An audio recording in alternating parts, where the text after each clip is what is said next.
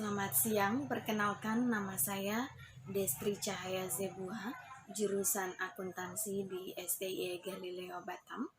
Pada kesempatan ini saya akan mempresentasikan project based learning saya dalam mata kuliah auditing 1 dengan judul Atribut Sampling untuk Pengujian Pengendalian Internal di PT Satnusa Persada Tbk di bawah dosen pengampu Ibu Puspitara Manopiana, SEAKMMCA. Latar belakang dan tujuan dari Project Based Learning ini, di mana PT Satnusa Persada atau disebut dengan PTSN itu adalah perusahaan manufaktur elektronik atau IMS terkemuka di Indonesia dengan operasional yang kompleks dan volume transaksi yang tinggi. Sebagai perusahaan publik, PTSN ini wajib memiliki sistem pengendalian internal yang kuat dan menjamin keandalan laporan keuangan. Dan juga diperlukan metode audit yang efisien untuk menguji efektivitas pengendalian tersebut. Tujuan daripada kajian ini yang pertama adalah menganalisis penerapan atribut sampling sebagai metode pengujian pengendalian internal di PTSN, kemudian mengevaluasi keunggulan dan keterbatasan metode ini dalam konteks industri manufaktur elektronik, serta menganalisis efektivitas atribut sampling dalam mendeteksi kelemahan pengendalian. Berikut adalah profil objek PT Satnusa Persada Tbk yang berlokasi di Jalan Pelita 6 nomor 99 Kota Batam, Kepulauan Riau. Bisa dilihat gambarnya ada di slide. Ya, di mana bidang usaha ini merupakan perusahaan Electronic Manufacturing Service yang berteknologi tinggi di Batam. Dan layanan utamanya yaitu produksi printed circuit board, ya, kemudian perakitan komponen elektronik dan smartphone, layanan stamping dan manufaktur plastik, ya. Dalam skala operasi, ia merupakan perusahaan publik yang terdaftar di Bursa Efek Indonesia sejak tahun 2007 dan melayani pasar domestik serta internasional seperti Jepang, Singapura, Taiwan, dan Eropa. Juga memiliki kompleksitas operasional yang tinggi, menjadikannya objek yang tepat untuk kajian ini. Dalam konsep utama atribut sampling, ya, definisi daripada atribut sampling merupakan teknik sampling statistik untuk memperkirakan tingkat penyimpangan atau deviasi dari suatu prosedur pengendalian dalam sebuah populasi.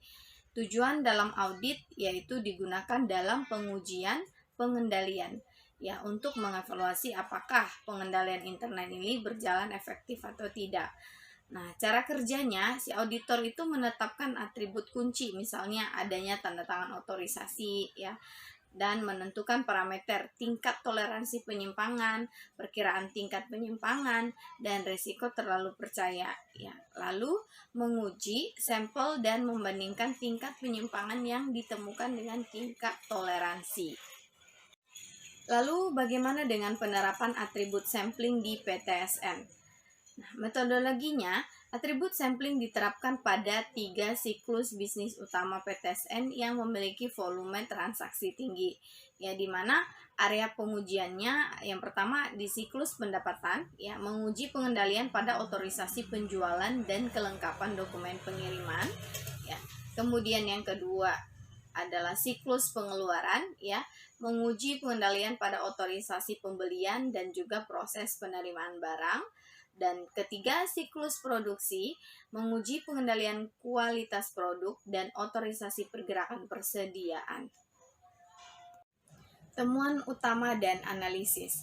Secara umum, mayoritas pengendalian yang diuji ini berfungsi efektif dalam batas toleransi yang ditetapkan oleh auditor. Di mana temuan material yang paling signifikan, ya, yang pertama ada di area pengendalian persediaan. Ditemukan tingkat penyimpangan 5,88% yang melebihi batas toleransi yang harusnya 5%.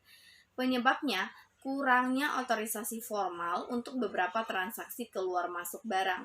Dan temuan penting lainnya adalah area otorisasi pembelian, di mana terdapat tingkat penyimpangan sebesar 3,85% yang mendekati batas toleransi 4% dan memerlukan perhatian lebih lanjut. Apa dampak temuan terhadap strategi audit? Ya, pertama, penyesuaian penilaian risiko. Ya, risiko pengendalian untuk area persediaan dinaikkan dari moderat menjadi tinggi. Ya, yang kedua, perubahan prosedur audit selanjutnya, di mana meningkatkan lingkup pengujian substantif untuk saldo persediaan dan harga pokok penjualan, lalu melakukan pengujian cut-off yang lebih mendalam untuk transaksi persediaan, serta memberikan penekanan tambahan pada observasi fisik persediaan. Ya, kemudian ada juga dasar untuk surat manajemen, ya, di mana hasil temuan menjadi dasar untuk memberikan rekomendasi perbaikan kepada manajemen PTSN.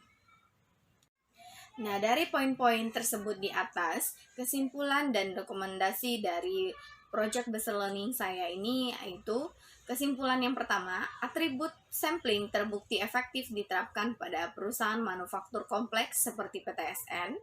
Yang kedua, metode ini berhasil mengidentifikasi satu kelemahan material pada sistem pengendalian internal, yaitu di area kontrol persediaan. Dan yang ketiga, temuan ini secara langsung mempengaruhi strategi audit yang membuatnya lebih fokus pada area yang beresiko tinggi. Nah, bagaimana dengan rekomendasi? Ya, rekomendasi untuk PT Satnusa Persada yaitu yang pertama, segera memperkuat sistem otorisasi, misalnya dengan sistem elektronik untuk setiap transaksi pergerakan persediaan. Dan yang kedua, melakukan tinjauan ulang terhadap matriks persetujuan untuk proses pembelian. Nah, untuk rekomendasi pada praktisi audit, yaitu mengalokasikan sumber daya audit tambahan untuk memeriksa secara mendalam akun persediaan. Demikian presentasi dari Project Based Learning saya ini. Mohon maaf apabila ada kesalahan dalam pengucapan, ya. Saya ucapkan terima kasih atas perhatiannya.